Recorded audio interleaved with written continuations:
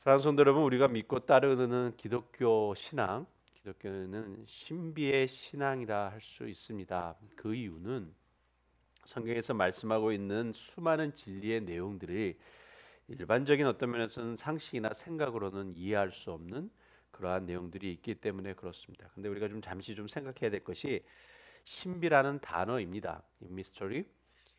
이 단어는 사실 비밀, 시크릿이라는 단어로서 이렇게 변형돼서 좀 오해할 수 있는 부분들이 있는데, 우리 개역 성경에는 이렇게 어떤 면에서 신비에 대한 의미가 시크릿이라는 단어로서 좀 사용돼 가지고서 좀 이렇게 이해하기 좀 힘들 내용들이 좀 있긴 간혹 있습니다. 자, 그러므로 신비라는 그런 단어의 기독교적인 좀 의미를 좀 먼저 생각해 보기를 원합니다. 나름대로 모든 종교는 그 나름대로 신비함에 대한 미스터리에 대한 것이 다 있습니다. 특별히 우리 기독교 신앙에서는 하나님의 계시가 없으면 진정 우리 인간들이 바르게 깨달을 수 없는 그러한 내용들, 그런 중요한 진리의 내용들이 있지요. 뭐 우리가 쉽게 생각할 수 있는 내용들을 많이 있습니다. 그것을 굳이 우리가 한 프레이즈로 얘기하게 된다면 뭐 거룩함의 진리라고 이렇게 표현할 수 있는 내용이겠죠. 그 내용들을 몇 가지 말씀드리자면 우리가 생각하면 천국, 하늘나라 이것도 미스터리죠, 우리들에게. 또한 복음이라는 것도 미스터리고, 또한 우리들의 삶 속에서 주어지는 예수님의 동정녀 탄생함에 대한 것도 나름대로 미스터리입니다. 예. 또 뭐 좀 더 나아가게 되면 십자가에 대한 신비도 있고 부활에 대한 신비도 있습니다. 또 앞서 말씀드린 이런 이렇게 어떤 신학적인 이렇게 큰 캐테고리 말고도 우리들의 신학적인 삶 속에서 신앙적인 삶 속에서 그리스도의 삶 속에서 적용되는 어떤 프랙티컬한 신비의 내용들도 많이 있습니다. 여러분 삶의 고난, 환란, 은혜, 믿음, 뭐 평안함, 기쁨, 감사의 내용들 이러한 내용들 때로는 우리 자신들이 이렇게 나름대로 이렇게 간증으로 내놓는 그러한 내용들 이러한 내용들은 사실 어떤 면에서는 신비한 내용들이 많이 포함되어 있다라는 내용입니다. 자, 그래서 세상 사람들이 우리에게 이런 질문을 하죠. 어떻게 그것을 믿어? 이거죠. 어떻게 그렇게 살 수 있어? 라는 질문을 던집니다. 여러분들은 혹시 그런 질문을 받으신 적 없으십니까? 자, 거기에 대해서 우리는 이런 질문을 던지죠. 어떻게 그게 안 믿어져? 이거죠. 어떻게 하나님 안 믿어져? 어떻게 예수님 안 믿어? 이렇게 되는 거죠. 어떻게 그것을 이해 못해? 우리는 대 질문을 우리 마음속에 가질 수 있는 것입니다. 자, 그래서요. 예. 우리가 여기서 생각해야 될 것은 그 신비의 모든 것들이 하나님의 은혜의 계시나 성령님의 인도하심이 없었더라면 우리 또한 분명 깨닫지 못했을 것이라는 내용입니다. 그러므로 우리의 지혜나 지식 혹은 힘으로 알거나 얻을 수 있는 것이 아니기에 우리는 그래서 이러한 신비의 내용, 말씀의 내용에 대한 우리가 믿고 있는 이 자신을 생각할 때 겸손할 수밖에 없고 또한 겸손해져야 되는 우리는 고백할 수밖에 없습니다. 자, 그 겸손의 마음을 갖고 오늘 본문에서 말씀하는 증거되는 그 신비함에 대한 내용에 대해서 좀 알아보기를 원합니다. 제가 오늘의 말씀의 주제를 변화산의 신비라고 얘기를 했는데 예수님께서 특별히 예수님을 따르는 제자들을 위해서 또한 지금 이 시대까지 이 말씀을 읽고 고민하는 지금의 우리들을 위해서 준비해 주신 변화산의 사건의 내용을 통해서 정말 하나님께서 주시는 그 계시의 내용을 정말 바르게 깨달아 우리 각자의 신앙의 삶 속에 바르게 적용되고 그것을 통해서 은혜 받고 승리하는 그런 복된 삶 사시기를 예수 그리스도 이름으로 축원합니다. 예. 자, 구체적으로 말씀을 나가기 전에 우리 말씀의 좀 배경을 좀 보기를 원합니다. 일단 9장 2절 말씀 다시 한번 보겠습니다. 제가 보겠습니다. 9장 2절 말씀에 이렇게 시작합니다. 엿새 후에 예수께서 베드로와 야고보와 요한을 데리시고 따로 높은 산에 올라가셨더니 그들 앞에서 변형되사라고 얘기를 하고 있습니다. 자, 여기서 그 복음서의 저자인 마가가 뭘 얘기하고 하면 엿새 후에라고 얘기하고 있습니다. 자, 날짜가 정해져 있는 내용이죠. 자, 그렇다면 이 엿새 후에 지금 이 변화산의 사건이 무엇과 연결되냐면 엿새 전에 그 어떤 것과 연결되어 있음에 대해서 자연스럽게 표현되고 있는 내용입니다. 자, 그러면 그 엿새 전에 있었던 내용에 대해서 좀 말씀을 보겠습니다. 그것이 앞장에 있는 내용인데 8장 마가복음 8장 29절에서 32절까지의 말씀 이거 보겠습니다. 저와 함께 좀 볼까요? 제가 한 절씩 교독하겠습니다. 29절에서 32절 말씀인데 29절 말씀 제가 먼저 읽겠습니다. 또 물으시되 너희는 나를 누구라 하느냐? 베드로가 대답하여 이르되 주는 그리스도시니이다 하매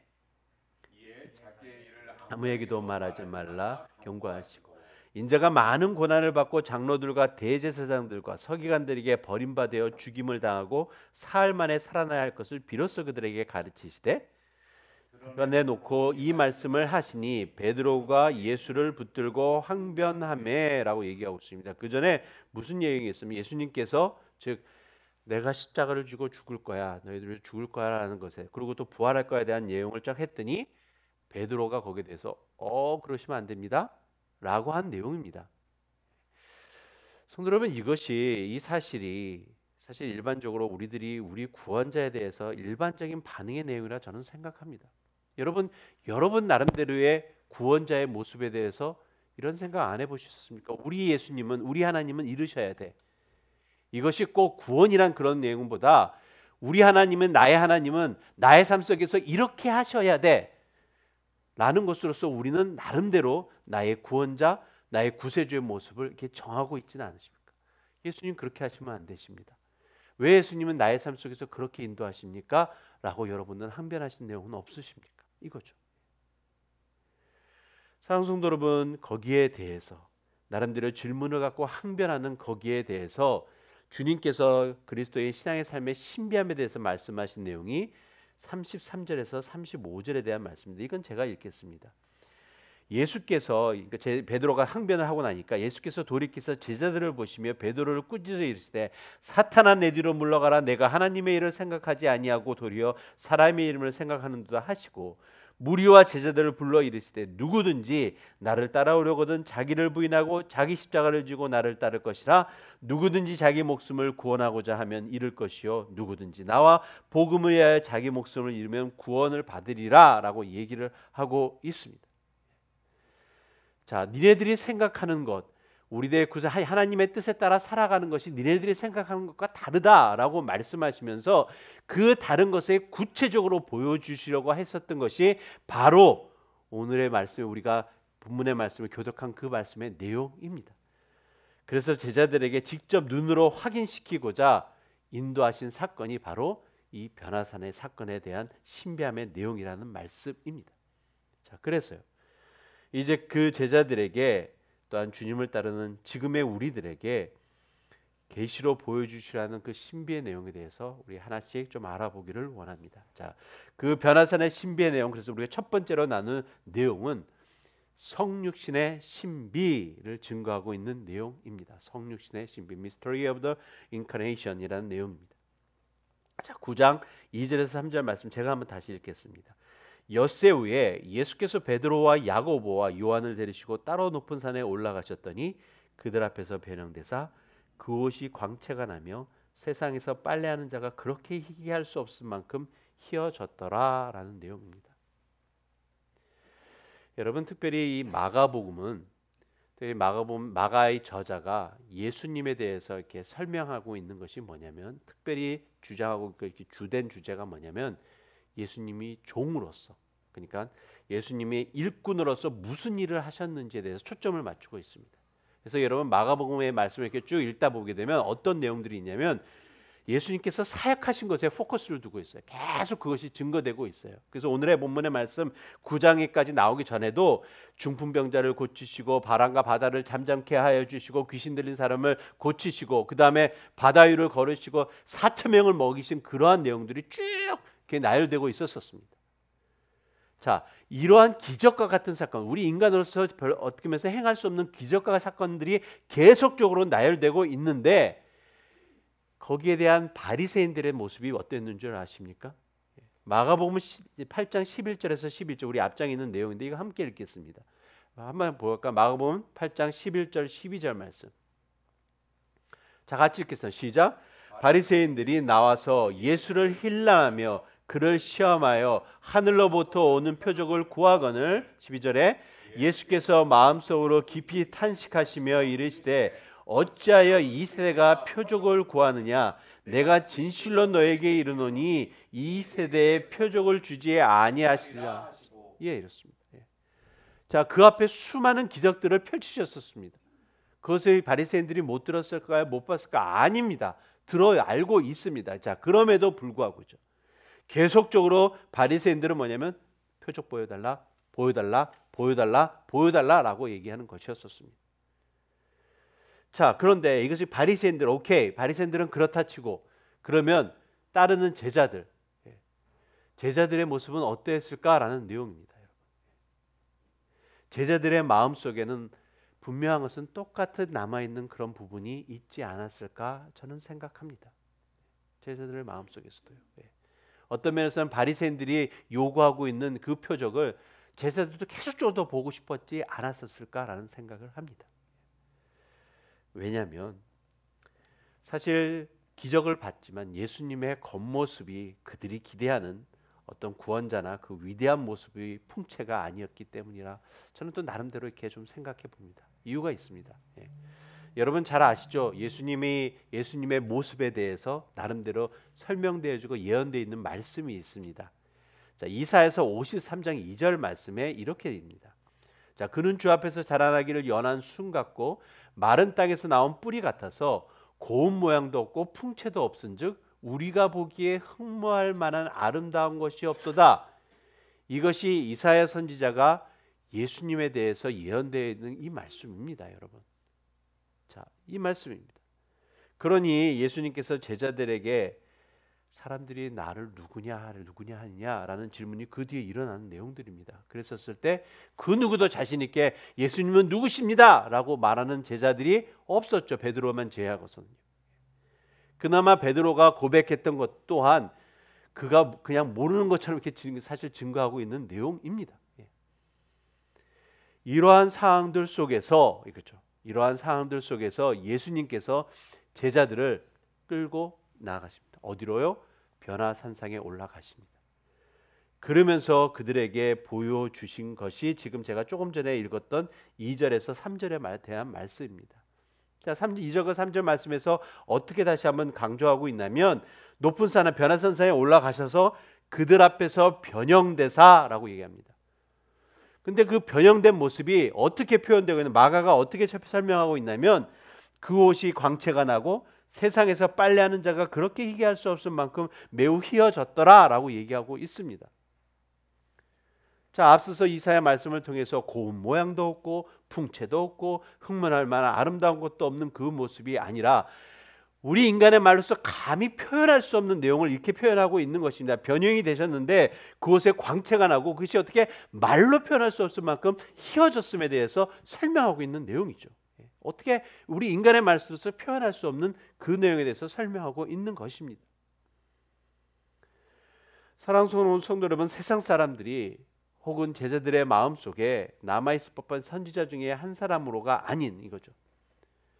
이때까지 보여주었던 그런 기적들, 4천 명을 모으시고 바다 위를 건지시고 중풍병자 세워주시고 했던 그러한 모든 기적들이 그냥 특별한 인간이 그냥 한 사역 특별한 기적의 사건이 아니라 전능하신 하나님께서 이 땅에 오셔서 그 하나님의 역사심을 증거하고 보여주셨음에 대해서 설명하고 있는 내용이라는 것입니다. 이것이 성육신의 신비입니다, 성도 여러분. 사랑하는 성도 여러분, 우리들에게는요 그렇다는 거죠.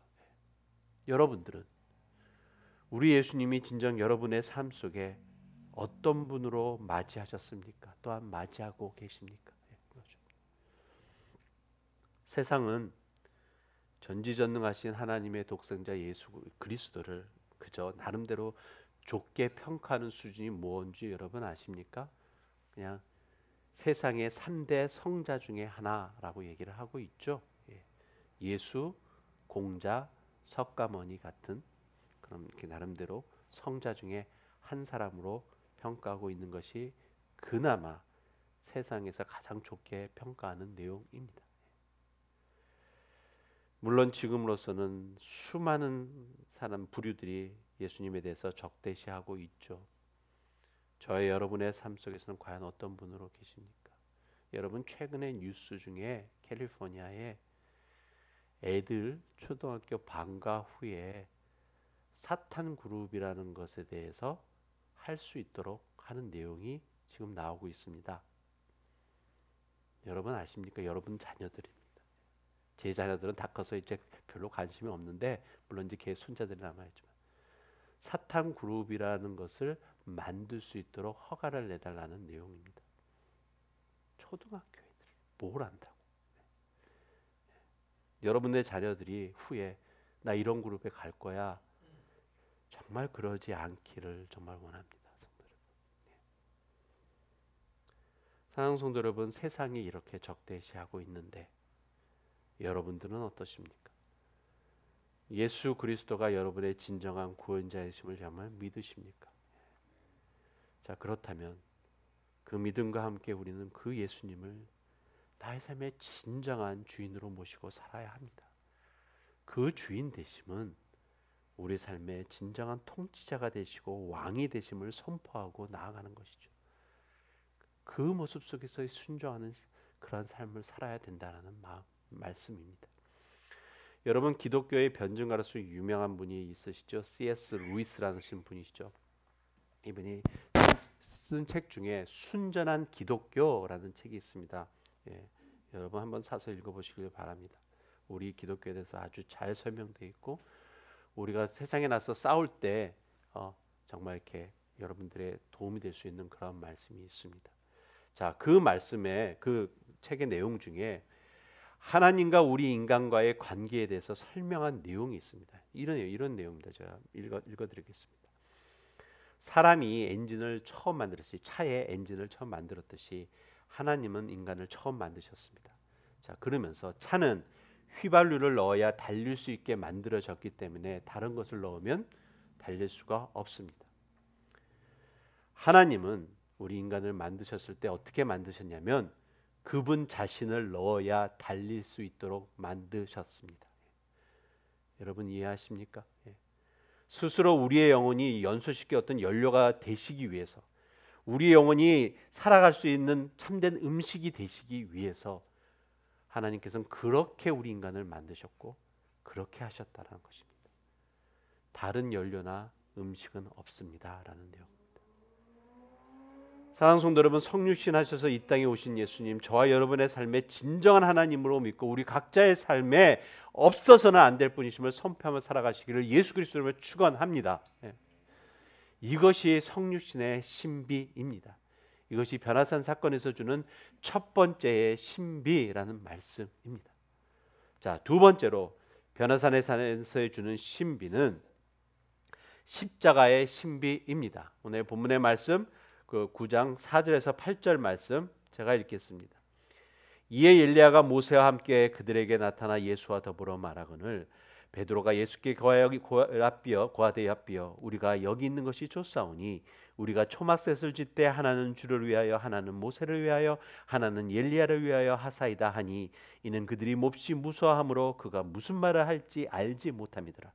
마치 구름이 와서 그들을 덮으며 구름 속에서 소리가 나되 이는 내 사랑하는 아들이니 너희는 그의 말을 들으라 하는지라. 문득 둘러보니 아무도 보이지 아니하고 오직 예수와 자기들 뿐이더라 라는 말씀입니다. 변화산의 신비는 십자가의 신비입니다. 좀 더 구체적으로 말씀드린다면 거절당함의 신비입니다. 성도 여러분, 혹시 여러분들이 꿈이나 환상 속에서 성경의 믿음의 선조들을 만날 수 있다면 누구를 만나고 싶으십니까? 만약 하나님께서 그래, 내가 너에게 오늘 저녁에 환상이나 꿈으로 성경에 나왔던 등장했던 인물들을 만나게 해줄게. 너 누구를 만나고 싶니? 라고 물어보신다면 여러분은 어떤 분들을 만나고 싶으십니까? 많이 있겠죠. 우리가 특별히 성경에서 존경하고 만나고 싶은 믿음의 선조들 많이 있을 것입니다. 근데 더욱이 예수님 시대의 이스라엘 백성들에게는 더할 것도 없겠죠. 그런데 이 변화선상에서 우리가 지금 말씀을 통해서 알 수 있는 것처럼 예수님과 만난 사람이 두 사람이 있습니다. 누구냐면 엘리야와 모세입니다. 자, 근데 이 말씀을 보면서 좀 생각할 수 있는 것은 성경에 유명한 인물들 많은데 하필이면 왜 엘리야와 모세였을까라는 생각입니다. 여러분 뭐 아시는 노아도 있겠고, 뭐 사무엘도 있겠고, 그다음에 또한 뭐 이스라엘 믿음의 선조인 아브라함도 있겠고요. 또한 이스라엘 백성들이 그렇게 좋아하는 다윗 왕도 있지 않겠습니까? 예. 그런데 왜 엘리야와 모세일까라는 생각을 좀 해봐야 됩니다. 그 성서학자들은 신학자들의 여기에 대해서는 깊은 해석들이 사실 많이 있습니다. 그러나 저희는 이 시간에 이 두 분의 삶에 대해서 나타나져 있는 삶의 모습을 통해서 공통적으로 주어진 내용에 대해서 좀 잠시 생각해 보기를 원합니다. 그것을 통해서 좀 이유를 찾기를 원하는데, 자, 우리 열왕기상 19장 14절 15절 말씀 좀 보겠습니다. 열왕기상 19장 15절 말씀 같이 읽겠습니다. 시작. 그가 대답하되 내가 만군의 하나님 여호와께 열심히 유별하오니 이는 이스라엘 자손이 주의 언약을 버리고 주의 제단을 헐며 칼로 주의 선지자들을 죽였사오며 오직 나만 남았거늘 그들이 내 생명을 찾아 빼앗으려 하나이다. 15절 여호와께서 그에게 이르시되 너는 내 길을 돌이켜 광야를 통하여 다메섹에 가서 이르거든 하사엘에게 기름을 부어 아람의 왕이 되게 하시고, 이거는 내용이 있습니다. 자, 이게 무슨 내용이냐면 선지자 엘리야가, 오늘 지금 말씀에 등장한 엘리야가 여러 기적을 행하고 특별히 아합과 이스라엘 백성들 그 모이는 앞에서 그 다음에 아론 자신의 그 나쁜 이방의 신을 섬긴 그들을 완전 멸절시킵니다. 그 모든 선지자를 다 불러들였었죠. 그래서 바알을 섬기던 그 선지자들을 완전 멸절시키고 난 다음입니다. 자, 그 다음에 모든 백성들 앞에서 정말 하나님의 역사심의 그 사역을 증거하였는데, 눈으로 보기까지 하였는데, 지금 우리가 14절의 말씀을 통해서 읽었던 것 중에 뭐냐면 모든 사람들이 다 죽고 하나님을 섬기던 선지자를 다 죽고 이제 남은 자가 나밖에 없습니다라는 내용이었습니다. 그렇게 정말 하나님의 그 역사심을 눈앞에서 보게 해주었는데 결국 사람들은 다 거절한다라는 내용입니다. 이것이 엘리야가 표현되어 있는 삶의 모습입니다. 모세 또한 마찬가지입니다. 출애굽시키려 했던 이스라엘 백성들에게 거절당함의 삶으로 시작하였음을 증거하고 있는데, 이것이 신약의 스데반의 집사가 마지막 설교로, 순교하기 마지막 그 설교에서 이렇게 증거하고 있습니다. 우리 사도행전 7장 35절 37절 말씀 보겠습니다. 같이 읽겠습니다. 시작.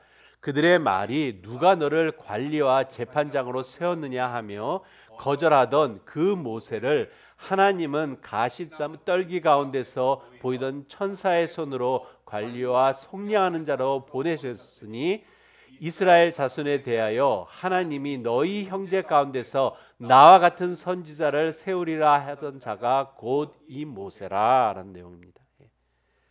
계속적으로 설명되어 있는 말씀이죠. 거절당함에 대한 모습입니다.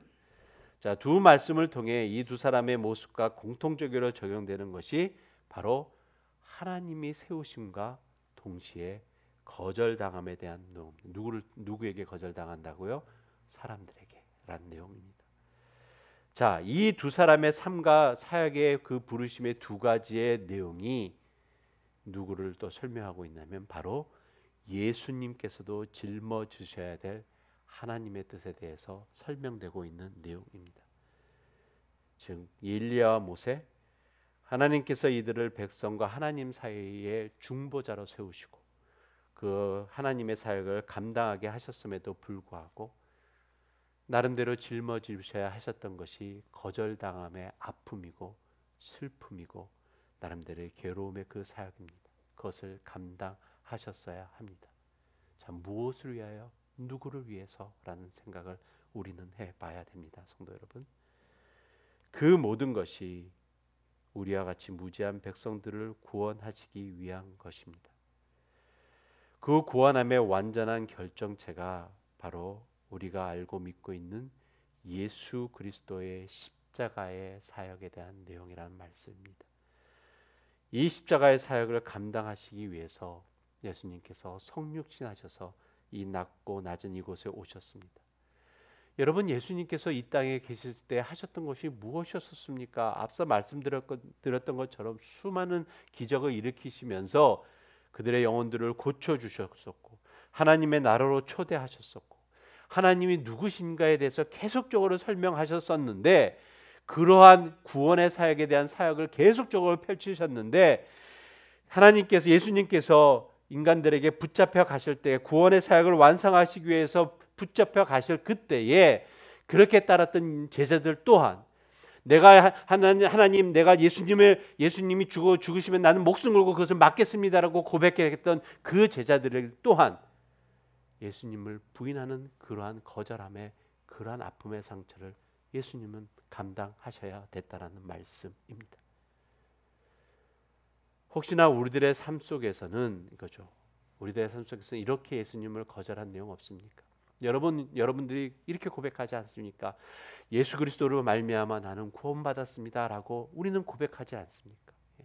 예수 그리스도의 그 십자가의 능력으로 나는 지금 이 시간에 주님 전에 나와서 예배를 드립니다, 이렇게 고백하고 있지 않습니까? 그런데 우리들의 실제적인 삶의 모습 속에서는 혹시나 하나님, 지금의 이 시간은 여기에 계셔야 됩니다.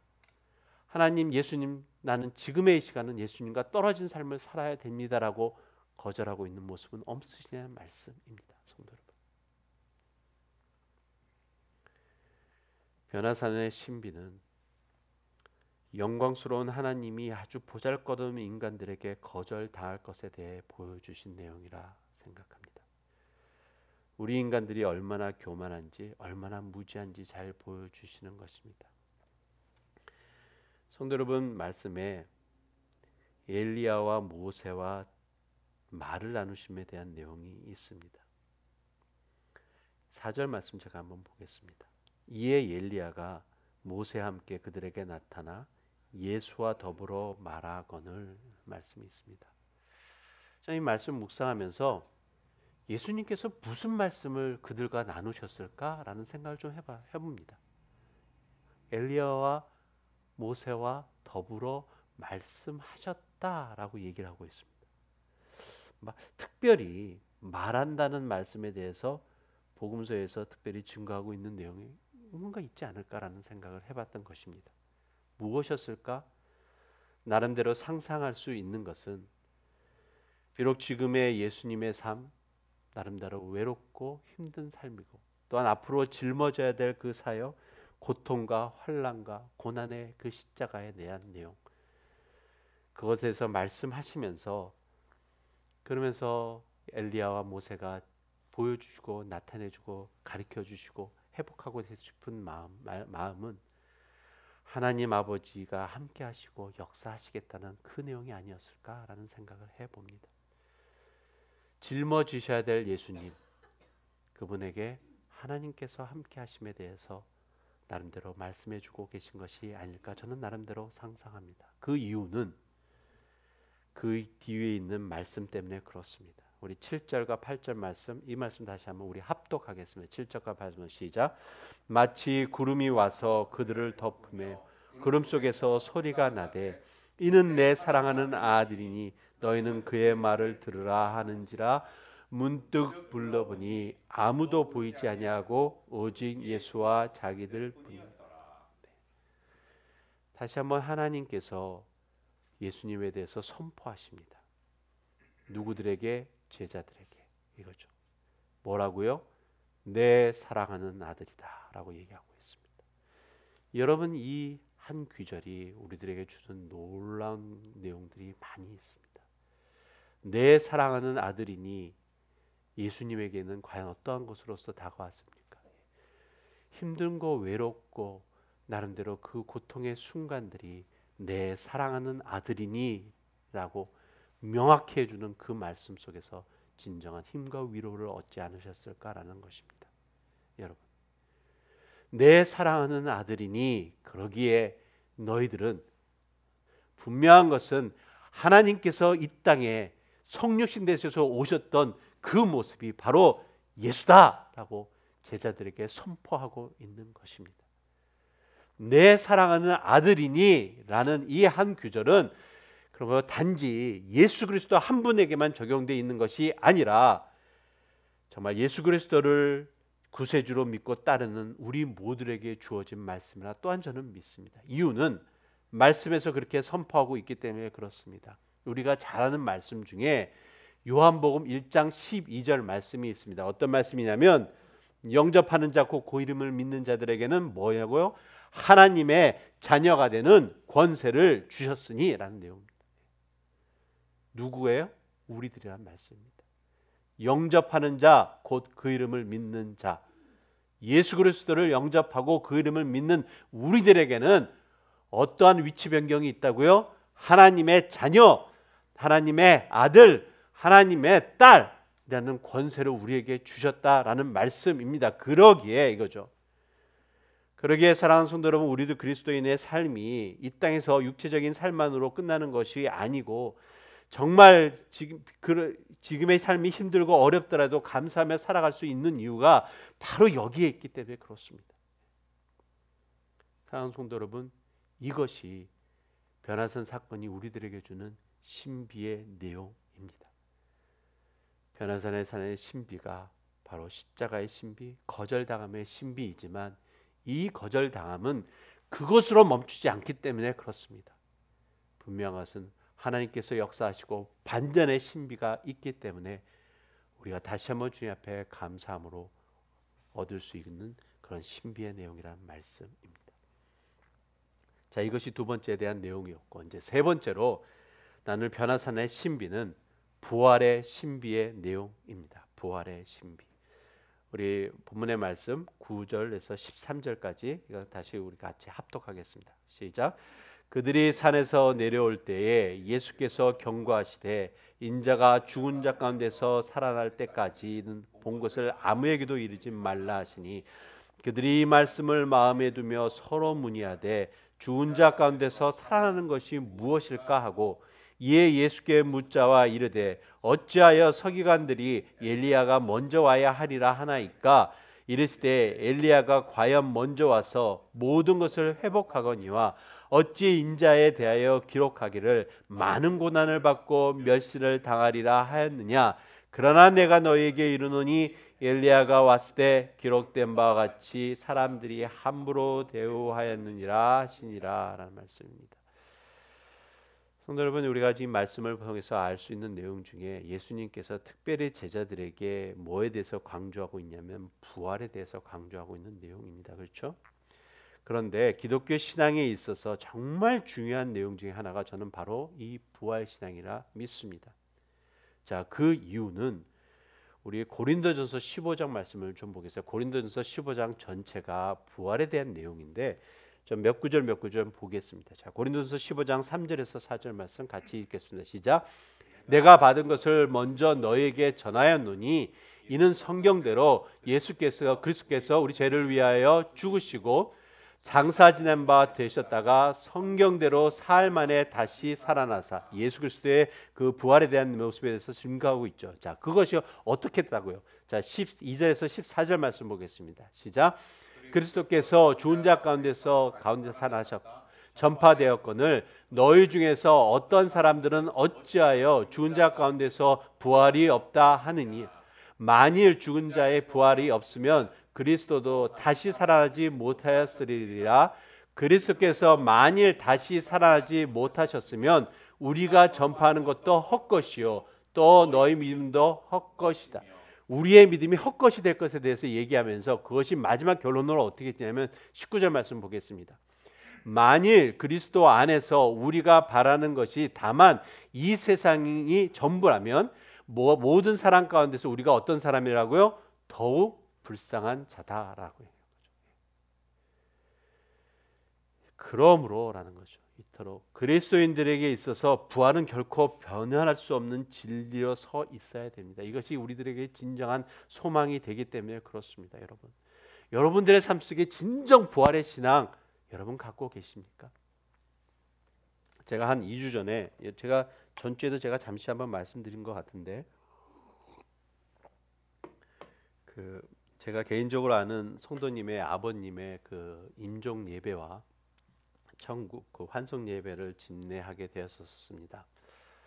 이렇게 장례식장에 갔었을 때 같이 천국 환송 예배를 드릴 때 정말 참 헤어짐의 아픔과 슬픔이 정말 많았던 그러한 시간들이었었습니다. 자, 그런데 우리가 거기에 머무르지 않을 수 있는 것은 제가 그분들에게 또한 나름대로의 하나님의 위로와 평안을 증거할 수 있는 것은 우리들에게 부활의 신앙과 함께 천국에서 다시 만날 그 기쁨의 날이 있기 때문이라 저는 믿습니다. 근데 제가 천국 환송 예배를 인도하고자 이제 장례식장에 갔는데 가가지고서 이제 가만히 앉아서 전할 말씀에 대해서 제가 다시 한번 묵상하고 그리고 이제 앞을 이렇게 봤더니 보통 우리 장례식장에 가게 되면 이렇게 그 화환들이 있죠. 조화처럼 이렇게 화환들이 있는데 거기에 이렇게 리본으로 쭉 달린 문구를 보게 됐습니다. 거기에 아마 그냥 보통적으로 우리가 장례식장 가면 이렇게 자연스럽게 볼 수 있는 내용입니다. 뭐라고 써 있냐면 천국에서 편안히 쉬세요라는 그냥 문구입니다. 여러분 그건 평범한 문구이죠. 근데 제가 이렇게 그 문구를 가만히 이렇게 보고 있다가 제 마음속에 다른 마음이 다가오게 됐습니다. 왜냐하면 천국에서라는 단어가 다시 한번 저에게 새롭게 다가왔습니다. 누가 어떻게 갈 수 있을까라는 생각을 해보게 됐었습니다. 천국에서 여러분 천국에 가실 수 있으십니까, 여러분은? 대답 못 하시겠습니까? 사랑하는 성도 여러분, 천국에 간다는 것은 특권입니다. 어쩌면 부활이라는 내용, 다시 살아난다는 내용들은 모든 사람들에게 다 적용될 수 있는 말입니다. 왜냐하면 하나님의 심판이 있기에. 근데 나름대로 살아나서 어떠한 위치에 가느냐에 대한 이것은 또 다른 내용입니다. 하나님의 통치와 하나님의 사랑 가운데 거하는 천국에 들어가는 것은 누구밖에 없어요? 그리스도인밖에 없다는 얘기입니다. 부활이라는 내용들 속에 다시 한번 삶을 마무리하는 사람들 속에 진정한 행복한 사람들이 과연 누굴까? 저는 그 문구를 보면서 다시 한번 생각하게 됐다라는 것입니다. 사랑하는 성도 여러분, 부활시대라는 것이 우리의 육체의 죽음에만 가지는 그런 내용 또한 아닙니다, 성도 여러분. 그래 난 죽어서 천국에만 가면 되지. 지금의 삶은 내가 어떻게 버티겠지. 이거 아닙니다.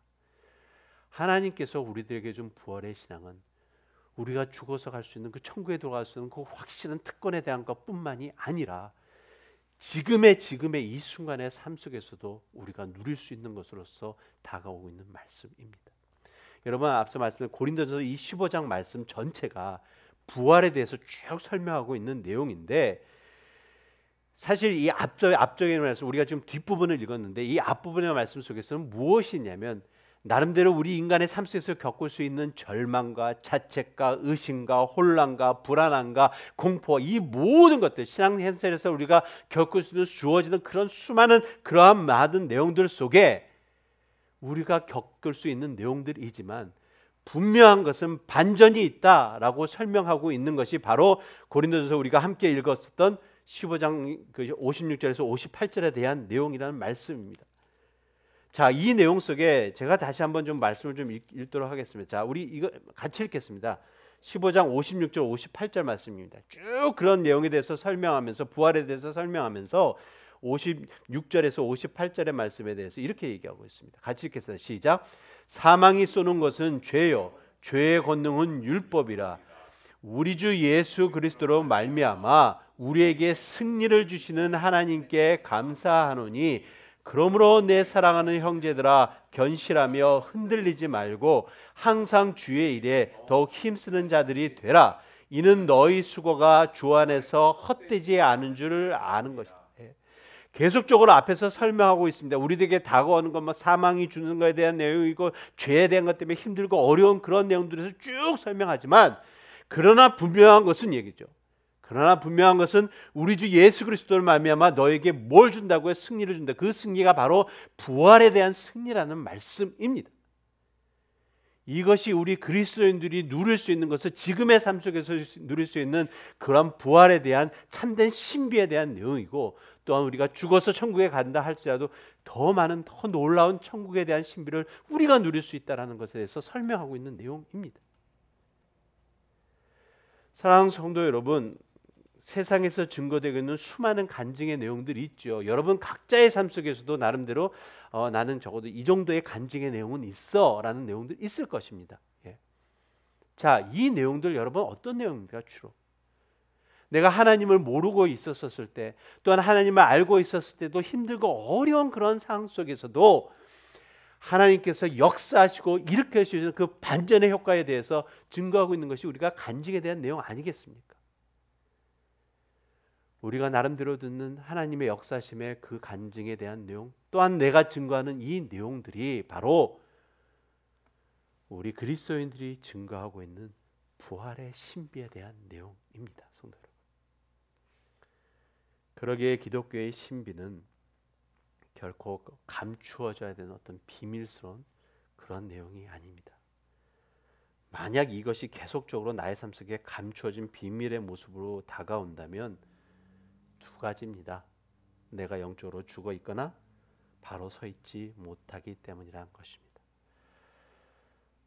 앞서 말씀드린 신비의 내용은 사랑하는 성도 여러분, 사실 하나님께서 계속적으로 말씀하시고 보여주셨던 내용입니다. 즉 성령님의 인도하심으로 하나님께서 예수 그리스도를 구세주로 믿고 따르고자 하는 모든 사람들에게 주어진 놀라운 은혜와 소망의 내용이기 때문에 그렇습니다. 이건 남녀노소 관계없습니다.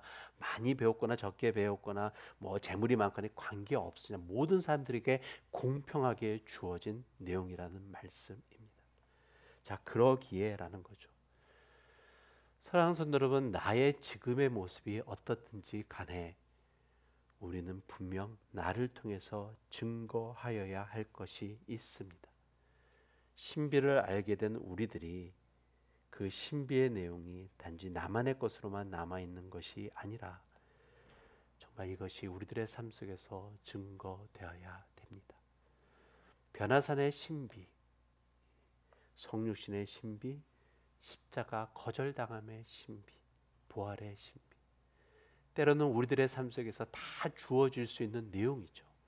내가 이렇게 세상에서 거절당했었지만 하나님께서 나를 통해서 이렇게 역사하시고 이렇게 증거하셨고 나를 이렇게 세우셨고 내가 부활의 그 하나님의 은혜를 이렇게 느꼈다라는 것, 이것이 우리들의 삶 속에서 증거되어야 될 줄로 압니다. 우리가 이번에 올해의 표어로서 갖고 있는 것이 뭐냐면 회복을 넘어 부흥으로라는 내용이죠. 여러분, 이 회복이라는 것의 속에 바로 부활의 신비가 있습니다. 성육신의 신비가 있습니다. 십자가 거절당함의 신비가 있습니다. 그렇죠? 이것이 우리를 통해서 증거됨을 통해 무엇이 된다고요? 이것이 바로 부흥으로의 역사로 나타난다라는 것입니다. 자, 말씀을 마무리하면서 우리 성경 구절 하나 보겠습니다. 사도 베드로가 후에 자신이 쓴 두 번째 서신에서 이 사건을 회고하면서 이 사실을 이렇게 증거하고 있습니다. 자, 베드로후서 1장 16절 18절 같이 합독하겠습니다. 시작. 우리 주 예수 그리스도의 능력과 강림하심을 너희에게 알게 한 것이 교묘히 만든 이야기를 따르는 것이 아니요 우리는 그의 크신 위엄을 친히 본 자라. 지극히 큰 영광 중에서 이러한 소리가 그에게 나기를 이는 내 사랑하는 아들이요 내 기뻐하는 자라 하실 때에 그가 하나님 아버지께 존귀와 영광을 받으셨느니라. 이 소리는 우리가 그와 함께 거룩한 산에 있을 때에 하늘로부터 난 것을 들은 것이라 라는 내용이죠. 사도 베드로가 이렇게 증거하고 있습니다. 야, 이거 만든 거 아니야 이거죠. 이거 만든 거 아니야 라는 내용입니다. 내가 직접 눈으로 보고 들은 내용이야 라고 얘기하고 있는 것입니다. 사랑하는 성도 여러분, 우리들의 신앙의 삶 속에서 증거되는 내용이 바로 이것입니다. 내가 믿고 있는 하나님이 그저 머릿속에 있고 그냥 신앙에 나오는 그런 거 아니야 라는 것이죠. 지금도 역사하시고 지금도 우리와 함께 하시는 하나님이야 라고 증거해야 된다라는 말씀입니다. 사랑하는 성도는 우리 기독교의 신앙의 신비가 그러므로 저와 여러분을 통해 정말 우리 뉴라이프 뉴비전 교회의 모든 것을 통해 세계 방방곡곡에 정말 바르게 전파되기를 예수 그리스도의 이름으로 축원합니다.